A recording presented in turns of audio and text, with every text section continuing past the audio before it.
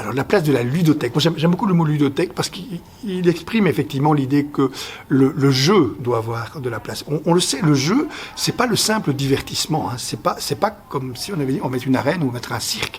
Une ludothèque, ça va être du jeu accompagné. C'est pas du jeu spectacle, c'est du jeu qui implique ceux qui y participent. Et donc, c'est du jeu participatif.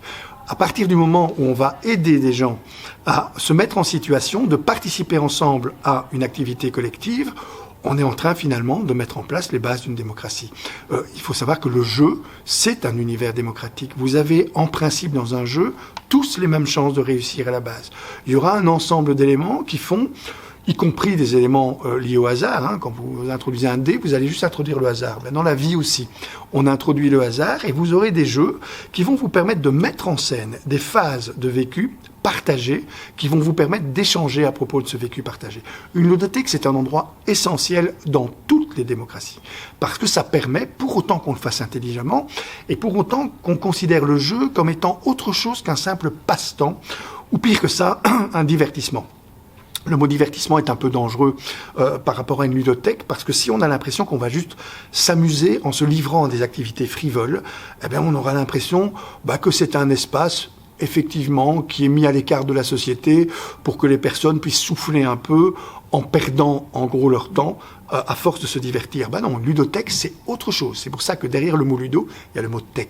C'est-à-dire une forme de collection que l'on fait de jeux que l'on va mettre à disposition d'une partie de population, un territoire, un quartier, pour pouvoir jouer ensemble, c'est-à-dire mettre en scène nos conditions de vie dans un espace ludique qui dit que ce qu'on vit est sérieux, mais que ce qu'on vit n'est pas nécessairement grave. Parce qu'on le sait aussi, dans le quartier, on a aussi besoin de vivre des événements positifs ou des événements porteurs d'émotions, mais dans un contexte qui n'est pas porteur de gravité.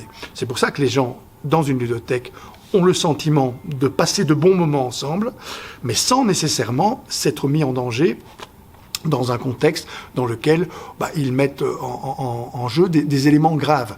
On ne joue pas pour de l'argent dans une ludothèque.